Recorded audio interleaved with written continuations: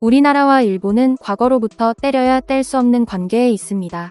한국과 일본 사이에는 잊지 못할 과거사가 얽혀 있어 매번 관계가 악화되기 일쑤이면서도 복잡하게 얽힌 국제 정세와 경제 문제로 인해 단교하지 못하고 상호 간에 많은 영향을 주고받고 있죠. 또 이념과 체제로 양분되어 있는 동아시아의 균형 유지를 위해 미국과 함께 한일 양국이 긴밀하게 협력하고 있기도 합니다. 사실 우리나라가 오늘날처럼 발전하지 못했다면 이런 이야기는 나오지조차 않았을 텐데요. 6.25 전쟁 이후 우리나라 국토는 황폐화되고 세계 최빈국 수준이 되었지만 패전국으로 하락세를 걷던 일본은 6.25 전쟁 특수를 누리고 가파르게 성장하기 시작해 한일 양국 간에는 엄청난 격차가 벌어졌습니다. 6.25 전쟁 이후인 1960년 우리나라의 1인당 GDP는 79달러로 현재 최빈국으로 알려진 아프리카 국가들보다 가난했던 반면 같은 시기 일본의 1인당 GDP는 425달러에서 끝없이 성장하기 시작했죠. 이러한 격차는 2000년대 초반까지도 지속되었는데요. 그런데 우리나라는 한국전쟁 40여 년 만인 1994년에 1인당 GDP 1만 달러를 돌파하고 2006년 2만 달러, 2018년 3만 달러를 돌파하면서 일본과의 격차를 줄여가기 시작했습니다. 또 반도체 가전 등에서도 한국이 일본을 제치고 세계 시장을 장악하기 시작했죠. 일본의 소니TV, MP3 등은 한국의 TV와 휴대폰에 의해 뒷전으로 물러나고 한국이 세계 가전시장을 완전히 장악해버린 겁니다. 게다가 우리나라는 2000년대를 기점으로 하루아침이라 말할 만큼 순식간에 과거의 방식에서 탈피하고 디지털화에 성공하면서 빠른 업무 처리 등 발전의 기반을 갖추어 세계 최고의 디지털 국가로 우뚝 서게 되었는데요. 그 결과 물가와 환율까지 반영해 국가별 1인당 GDP 통계를 내는 OECD에서는 2018년 한국이 처음으로 일본을 추월했다고 발표했고 일본의 경제연구센터를 비롯한 전문가들 역시 머지않아 한국의 1인당 GDP를 추월당할 것이라는 예측과 우려를 보이고 있는 중입니다. 이처럼 우리나라는 순식간에 디지털화에 성공하면서 빠르게 발전한 반면 일본은 정반대인데요. 우리나라가 첨단화되고 디지털화되었다면 일본은 전통적이고 아날로그의 길을 걷고 있습니다. 디지털화를 넘어 가상현실까지 언급되는 현 시대에 공공기관에서조차 문서 처리의 80% 이상을 종이와 팩스로 하고 있는 아날로그 국가로 유명하죠. 일본은 종이, 도장, 팩스를 고집하는 아날로그 방식의 업무 처리로 인해 많은 시간이 소요되고 비효율적이라는 것을 알면서도 아날로그 방식을 계속 고수하고 있는데요. 그렇다고 일본이 아날로그를 정말 사랑해서 디지털화를 거부하고 있다거나 디지털화에 뒤처지고 있는 것에 대한 문제의식이 없는 것은 아닙니다. 사실 일본은 이미 20년 전에 이재펜 전략이라는 디지털 개혁을 추진한 바 있는데요. 당시 일본은 1~2년 안에 국가의 모든 행정 절차를 온라인화하겠다고 자신만만하게 공언했지만 순식간에 변화를 이뤄낸 우리나라와는 달리 디지털 개혁에 실패하고 말았습니다. 이후 일본 사회 곳곳에서는 디지털화 지연으로 변화가 더디다는 지적이 꾸준히 일었고 지난해 일본 국회에서는 일본의 공문서 디지털화를 한국과 비교하는 패널까지 등장해 화제가 되기도 했는데요. 한미일 영독의 수치가 표로 비교되어 있는 해당 패널 내용에 따르면 한국의 디지털화 비율은 98%로 5개국 중 가장 높았고 일본은 15.1%에 불과했습니다. 이러한 패널을 준비한 오토키타 의원은 연필로 적힌 국토교통성의 통계 자료를 직원이 지우개로 데이터를 지우고 변조했다는 믿을 수 없는 내용이 보도되고 있다. 일본의 공문서 디지털화는 입에 담기도 부끄러울 정도로 뒤떨어졌다고 일본의 디지털화 상황을 지적했고 이에 기시다 총리는 디지털화를 위해 노력하겠다고 밝혔죠. 실제로도 최근 일본은 디지털화 성공을 위해 총리 직속으로 디지털청을 설립하고 구식이지만 여전히 정부 절차에 사용되고 있는 플로피 디스크와의 전쟁을 선언하는 등 디지털화와 변화를 위한 시도를 계속하고 있는데요. 하지만 디지털청 최고 책임자에 72세의 고령인 이시쿠라 요코를 임명하는가 하면 일본의 사이버 보안부 장관 사쿠라다는 컴퓨터를 한 번도 사용 안 해봤을 뿐 아니라 USB가 뭔지도 모른다고 인정해 일본의 디지털화 성공 가능성에 대한 의문이 제기되고 있습니다. 또한 민간에서 차출되어 디지털청에서 근무한 직원들 역시 종이에 대한 신앙이 생각 이상이었다거나 상하 간 의사소통이 되지 않는다고 불만과 디지털화의 어려움을 토로하기도 했죠. 그러면 직접 한국을 방문해본 일본인들은 한일 간의 디지털화 차이를 어떻게 보았을까요? 한일 양국의 디지털화 차이에 대한 일본인들의 솔직한 생각을 알아보겠습니다.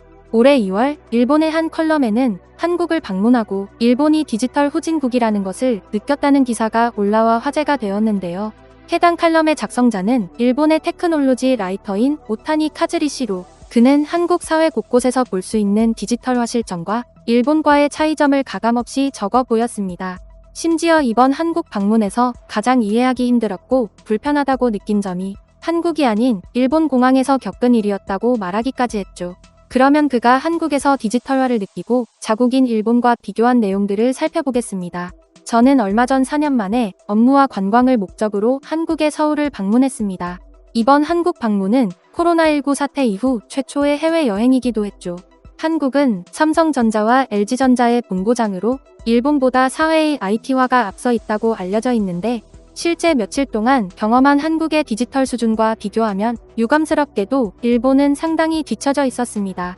먼저 한국의 지하철을 탔을 때는 들어선 많은 사람들이 갤럭시 플립을 사용하고 있는 모습을 볼 수 있었습니다. 한국에서는 2019년 시점에 이미 국민 전체의 92%가량의 스마트폰이 보급되었고 60대에서도 보급률이 90%에 달할 만큼 높았는데요. 이에 반해 일본은 2021년 조사에서도 스마트폰 보급률이 국민 전체 74%, 60대에서는 79%에 불과했습니다. 거리에서 한국인들을 관찰하고 있으면 젊은 사람은 카페 등에서 어플로 택시를 호출하고 택시가 오면 나가서 탑승하는 것이 일반적인 것 같습니다. 겨울에 추운 야외에서 기다릴 필요가 없고 지불도 자동으로 되므로 합리적으로 보입니다. 또 한국에서는 새로운 디지털 간판에 대한 적극적인 노력도 찾아볼 수 있었습니다. 2021년 일본 신주쿠역 동쪽 출구 근처에 3D 거대 고양이 전광판이 설치되어 화제가 되었지만 사실 한국에서는 그 이전부터 디지털 전광판을 도입하고 있었습니다. 이번에 방문한 한국에서는 의류와 액세서리로 유명한 동대문의 빌딩들 중 하나에 신형 코로나 바이러스 이전에는 없었던 3D 전광판이 새롭게 설치되어 있는 것을 볼 수 있었습니다. 웨이브 스크린이라고 불리는 전광판이 움직이고 있는 모습은 착시일 것이라는 생각이 들었지만 다가가 보니 실제로 패널이 움직이고 있는 것이어서 놀랐습니다. 그것은 어떤 의미에서 3D 거리 비전을 넘어서는 리얼한 3D 비전이라고 할 수 있었습니다. 3D 전광판을 설치한 나라는 한국이 최초였던 것 같습니다. 한국은 새로운 기술이나 제품에 대한 저항감이 적고 스마트폰 보급률의 예에서도 알 수 있듯이 전 연령층이 얼리어댑터적인 소비 동향을 가지고 있기 때문입니다. 이에 한국 시장은 해외 기업들로부터 새로운 기술과 제품을 시험적으로 투입해 반응을 확인해 볼 수 있는 곳으로 여겨지기도 합니다. 다음으로 한국 입출국과 귀국 시의 공항에서 느낀 한일의 차이 역시도 말해두고 싶습니다. 일본에서 한국으로 출국할 땐 평일임에도 불구하고 외국인들이 많아 오랜 시간이 걸렸었습니다. 그래서 한국의 인천공항에서도 입국 심사에 오랜 시간이 걸릴 것을 각오하고 있었는데요.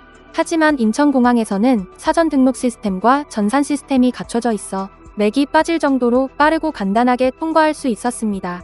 또 현재 항공편의 온라인 체크인은 모든 곳에서 거의 일상화되고 있지만 기내에 반입할 수 없는 짐이나 가방 등은 항공사의 카운터를 찾아가 수화물을 붙여야 하는 것이 일반적입니다. 그러나 인천공항에서는 셀프 백드롭 시스템 도입이 진행되고 있어 탑승객이 직접 여권과 탑승권을 스캔하고 기계에 짐을 올려두면 자동으로 검사가 됩니다. 이후 탑승객은 인쇄된 태그를 부착하기만 하면 빠르게 수화물을 보낼 수 있죠.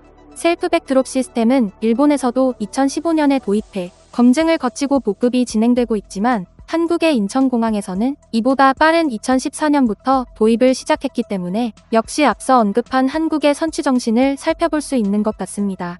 마지막으로 이번 한국 방문에서 가장 이해하기 힘들었던 점은 여행을 마친 후 일본으로 귀국할 때 겪었던 일본 디지털청의 입국 절차 온라인 서비스였습니다. 디지털청의 입국 절차 온라인 서비스에 따르면 사전 등록한 화면이나 프린트를 보이는 것으로 검역을 통과할 수 있다고 되어 있는데 실제로도 그렇긴 했지만 터미널 간의 이동용 셔틀을 이용할 수 없어 통로를 계속해서 걸어야 하고 각 요소마다 많은 수의 직원이 배치되어 있어 불편했습니다. 게다가 설명에서는 인터넷 접속이 안 되는 경우를 대비해 캡처본을 보존하라고 되어 있었지만 실제로는 이러한 방법으로 아무런 증명도 되지 않고 위조하기도 간단해 보였습니다. 또 사전 등록한 화면을 한 번에 다운로드할 수 있는 기능이 있었지만 페이지를 벗어났다가 돌아올 경우 스마트폰의 화면에 맞지 않는 크기의 이미지가 표시되어 축소도 스크롤도 할 수 없을 뿐더러 다운로드 버튼도 표시되지 않아 사용할 수 없었습니다. 동작 검증 유무 등에 얼마의 세금이 쓰였는지 매우 신경이 쓰였습니다. 유엔과 OECD 등 국제기구에 발표한 IT 관련 순위에 따르면 한국은 국제 경쟁력, 인프라 정비, 전자적인 사회 참여, 오픈 데이터 이용, AI의 민주적 이용 항목에서 1위를 차지하고 있습니다. 물론 동시에 다양한 사회 문제도 안고 있겠지만 디지털 기술의 추진에 관해서는 한국 정부가 앞장서고 있을 뿐 아니라 구체적으로 이용하기 쉬운 형태로 구현되지 않으면 의미가 없다는 것을 제대로 이해하고 있다고 느껴졌습니다. 일본은 20년 전 디지털화에 실패했었지만 우리나라는 하루아침에 과거의 방식에서 탈피하고 디지털화라는 거대한 변화에 성공했는데요. 거기엔 새로운 것을 배우고 받아들이고자 하는 국민들의 학습 의지와 적극적인 참여가 있었기 때문이 아닌가 싶습니다. 최근 키오스크와 모바일 어플 결제 등이 곳곳에 많이 자리 잡기 시작하자 작은 글씨와 복잡한 사용법 등으로 인해 이용에 어려움을 겪고 있는 사람들이 많아졌고, 이에 초고령층 등 디지털 소외계층을 위한 교육과 기술 개발이 계속되고 있는데요. 현재도 다른 나라에 비해서는 매우 훌륭한 편이지만 모든 사람이 쉽고 편리하게 디지털 기술을 이용할 수 있도록 여러 보조 시스템이 마련되었으면 하는 바람입니다. 그러면 우리나라가 앞으로도 계속 발전을 이뤄나가길 바라면서 오늘 영상은 여기까지 하도록 하겠습니다. 영상이 마음에 드셨다면 구독과 좋아요, 알림 설정 부탁드립니다. 끝까지 시청해주셔서 감사합니다.